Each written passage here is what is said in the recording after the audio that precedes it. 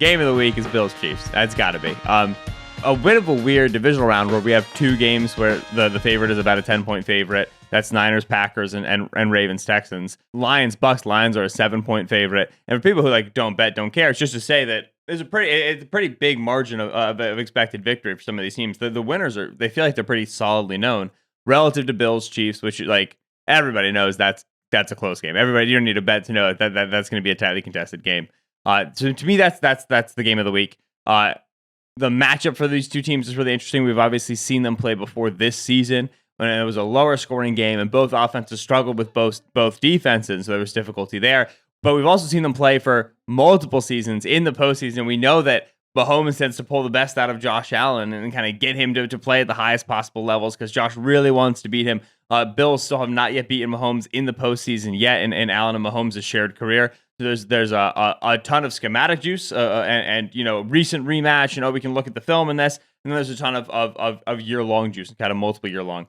The thing that stands out the most to me is just going to be the play of this Bills defense, dealing with an unbelievable amount of injury. You saw Rasul Douglas wasn't able to play last week. Terrell Bernard has been an excellent linebacker for them, goes down. So they're continuing to deal with injuries in the back seven. They had a massive list of do not practices over Wednesday and into Thursday. We're still going to see who comes out on Friday. But the expectation is that when you go back and you look at week one, about half of their week one starters are going to be out for this game in the back seven. And then even some of the guys who came in to replace those dudes are also potentially going to be out. So it's going to be a game where you're going to see Dane Jackson and Kaiir Elam at corner. It's going to be a game where you see Tyrell Dodson and AJ Klein, actually Dorian Williams, and AJ Klein at linebacker.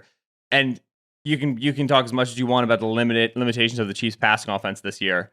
You expect Mahomes to beat Kaiir Elam. You expect Mahomes to beat AJ Klein, even with what his passing game has been. And the more and more they've incorporated Rashee Rice, really since week 11 and week 12, Rashee Rice has gone from a 60% of the snaps player to a 95% of the snaps player. You've seen this passing offense take a little bit of a jump. So I think Bills' defense is in a really tough spot. They need that sort of championship level performance if they're going to hang against the Chiefs. So let me ask you this. So yeah, that's absolutely the huge story. Like you said, we're recording this Friday morning. Cornerback Christian Benford did not practice Thursday. Linebacker Terrell Bernard did not practice Thursday. Safety Taylor Rapp did not practice. Linebacker Bale Inspector did not practice. Cornerback Rasul Douglas was limited. Linebacker Tyrell Dodson was limited. Cornerback Taron Johnson was limited. This is what coaches and GMs. Punter Sam Martin limited, back huge. You know what? Big, it's not a joke. Yeah, big. You're right. Actually, I mean, little stuff like that. How many times do we see it in a playoff game? We do hour-long previews, and then all of a sudden there's some wonky special teams play or something, and that just decides the game. And everything you talked about. You said it. You said Rams special teams are going to lose in the game, and then their punt returner muffed I thought I had it. And recaught it really fast, and I was like, "There's no way." Sheil almost got that one in. Yeah, so that is good to call out the punter there. So they've got all these guys banged up, and what coaches and GMs always say is they're like, you can't afford the plethora of injuries at the same position. They're like, if you take one guy from here, all right, fine, you got to build depth on the roster. But when it's all these linebackers and all these corners, which it is for the Buffalo Bills, and you mentioned that's already where they're thin. They lost their two of their best defensive players in Matt Milano and Tre'Davious White earlier in the season. These were already thin areas. And so that is a huge, huge factor. So you're Sean McDermott. You're prepping for this game. You got Patrick Mahomes and Andy Reid on the other side. You know what you're dealing with. What is your game plan? And I'll tell you, my initial thought was that just play it safe. Just get those safeties deep and force the Chiefs. And you know from talking to me now for 2 years that I generally hate this style of defense and never promote this style of defense. However, in this case, has that Chiefs offense proven it can string together 8-9 play drives without Jawan Taylor having a false start, without Marquez Valdez-Scantling unable to locate the ball downfield, without all these issues they've had all season long with their skill position players and with their offensive tackles. Can they do that? Now, maybe they can. Maybe they can, and you lose that way. But if I'm the Bills, I kind of go into this game saying, that's how we're going to play defensively. We think our offense can score. We think our offense can move the ball. Let's just make them work for it and see if they shoot themselves in the foot a little bit. Agree or disagree with that strategy? How do you see it with the Bills defense given their injury situation? Yeah, when you go back and you watch that Week 14 game, what you notice is that the Bills were successful in getting pressure with 4. They didn't blitz him too much. They generally forced him to keep the ball underneath. The thing I will say is that the Chiefs have been willingly and actively leaving the ball underneath all season, right? That's how they play. That's how they have to play. Yeah. And so you say, do you do you really trust the Chiefs to string together an 8-play, 9-play drive? The answer is not fully, because they certainly haven't been a top 5 offense over the course of this year. When they did it against the Bills, they scored only 17 points. But also, that's what they want to be. That's where they want to be. And so I do, I don't mind too deep. I would like a little, let's get on the line of scrimmage. I would like a little, let's affect some routes a little bit, because I think you saw in that game against the Dolphins, if you're going to let Rasheed come off the line and just run a shallow, he's going to hit him in stride. And then chasing that guy is a son of a gun, man. I mean, it is not a fun. And you are not going to lose to dynamic Travis Kelce in space. That player isn't around this year. You are not going to lose to dynamic Mecole Hardman and Kadarius Toney and Richie James touches. They don't trust those receivers enough to get them the ball behind the line of scrimmage on these screens. If you're going to lose to something in the Chiefs where it feels inevitable, it's going to be Rashee Rice running with the ball after contact, and also Isaiah Pacheco running with the ball after contact. So I want to be able to deny those early Rice windows, those underneath Rice windows. So I'm okay with all right, let's hang too deep. Let's not let Mahomes style on us. But I wouldn't want to be sitting, all right, drop deep and drop intermediate and let everything underneath be connected. Because Mahomes has shown this year he's going to be an underneath passer.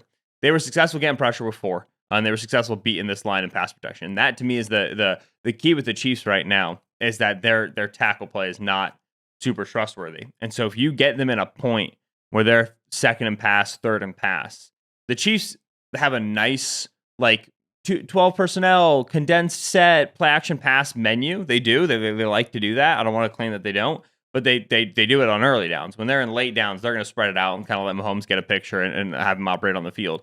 And once you're 5 against 4 in the trenches, you feel like you can win. And then it's as always, the challenge with pressuring Mahomes is get him down and don't let him turn it into scrambles. Don't let him turn it into explosives, right? He had a lower than average explosive rate in this game against the Bills, and critically a much lower than average scramble rate in this game against the Bills. One of his lowest scramble games of the entire season. I don't think that'll be the case in this game, right? And you were on Patrick Mahomes' rushing yards last week. Mahomes just tends to rush the ball a lot more in the postseason.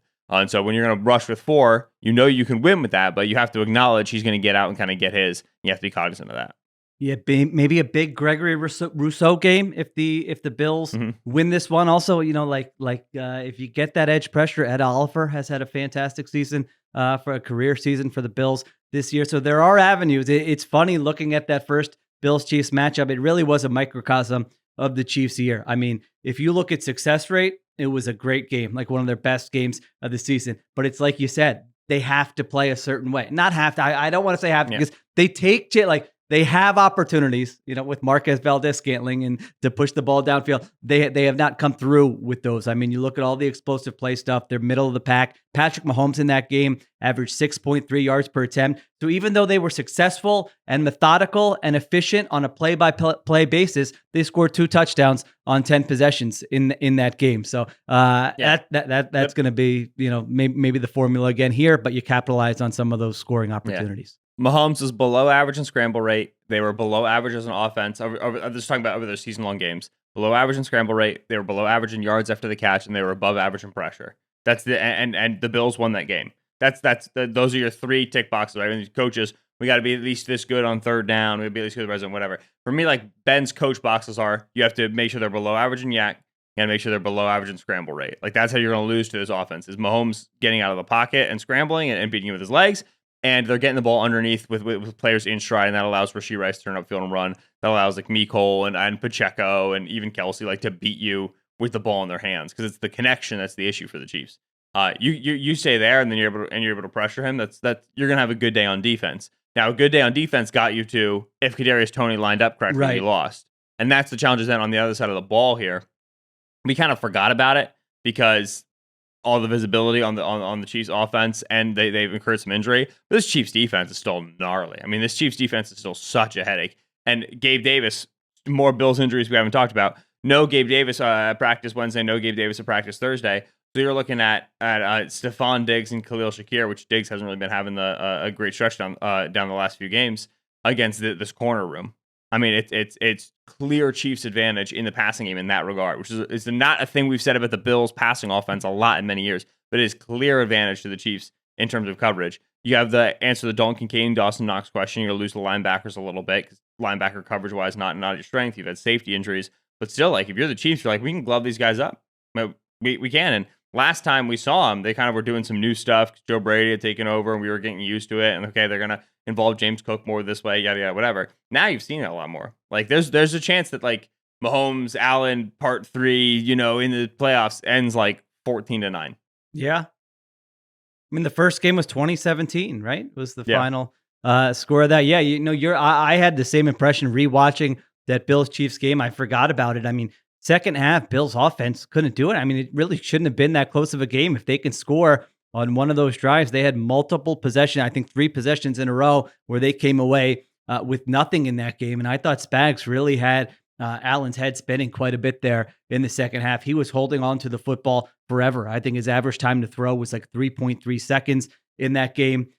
When the Chiefs played zone coverage, it was Allen's lowest success rate of the entire season. They didn't just play zone. They always mix it up. We know they're going to play man. They can do different things. They did fine playing man also, but I think just the disguise, the rotations, and just the matchups with their corners against these Bills wide receivers. It's wild to say, but the Chiefs do have an edge there. So I think this is I feel like I'm going against my type with all these takes here, but this is a run the ball type game for the Bills. I mean, they've got that physical downhill rushing attack. Their offensive line has been healthy. And last week I said, hey, maybe the Dolphins can run the game in the weather. And you made the good point that the Dolphins, their style of run game is not exactly the kind of style that gives the Chiefs issues. The Bills, I think, let's see, I want to see if you agree, are a different animal. I mean, this is duo, this is downhill, this is physical offensive linemen. So that Chiefs defense, 27th in DVOA against the run. You have James Cook, you have Josh Allen. I do think this is a game where they're going to try to get after it with their run game. Yeah, no, Cook, Ty Johnson has become kind of the rotation back behind Cook as well, who's a bigger body. That's the way you want to operate. Yeah, this Bills offensive line it's so frustrating that everything else around the Bills has fallen apart. It should be such a nice story of the season where every single Bills, Josh Allen and Stephon Diggs, incredible throwing the football. And then the issue for them on offense has been the play of this offensive line, running game and passing game. This entire offensive line has improved. They've been healthy and the same starters for almost the entirety of the season. They only lost one snap in the postseason for it was McGovern, I think, who went down and came back in. So they've had continuity. Deion Dawkins, left tackle, has dramatically improved. I think Mitch Morse is playing better ball than he's played in recent years. Like Spencer Brown's gotten better. This line has been excellent. You can win this in the trenches against the Chiefs. No one's done it in a bit because Chris Jones is playing excellent ball and George Karlaftis, who's their outside edge rusher, Charles Omenihu coming back from suspension, provided a really nice duo there on the outside. You can beat the Chiefs in the trenches because if you can get to that second level and get to those linebackers, you can be successful. Just a hard thing to do. So the Bills offense versus Chiefs defense matchups, right? Where it's like, okay, Snead gets over Dalton Kincaid in the slot, or if it's Chris Jones against that interior, or if it's Karlaftis against Spencer Brown. Like the matchups there are very rich and like really interesting and define the game. I've never even remotely approached a Bills-Chiefs game being less interested in either quarterback than I am right now. Right? Where it's just like, all right, Mahomes, like you're just chucking the ball only 6 yards past line of scrimmage, and you're running around scrimmage, and you're amazing. That's great. And Josh, you're amazing. You're great. You're so good. But you're going to throw 2 bad picks. Like I kind of, you guys have already made it clear for me what's going on this season. The other guys in this game, those are some of the matchups that are really interesting. But from a narrative perspective, it's right. It's Allen Mahomes. It's always because like you're right about the offensive line. It's like the Bills can just never get everything to line up, in these seasons. Like the defense, the O-line, the supporting cast out, like the coaching, like it's 1 year it's this, 1 year it's that, and they're always in the mix. They can never get it to line up. But their favorite. Think about that. Like 6 weeks ago, if I said the Bills will be favorites in the divisional round with a chance to go to the AFC Championship, you would have been like, what in the world happened with their season? So you've got that with Allen. And then Mahomes, like, listen, I am having a little anxiety at counting this Chiefs team out a month ago or whenever it was. That was one of my takes on Extra Point Taken because, man, they're 2 games away, and it's just it never feels good to be going up against that guy. Can he just drag this team? Like even for Brady, like the greats, like every year's different. Every team's different. Sometimes you're just a juggernaut, and other teams, it's just like, all right, that's why you pay this guy. That's why he's the best, because he can just drag them along with them. And we're just going to be looking up in Vegas a few weeks from now, and there's Patrick Mahomes once again on stage at opening night of the Super Bowl, and they're back in the Super Bowl. So those are the narratives with this game.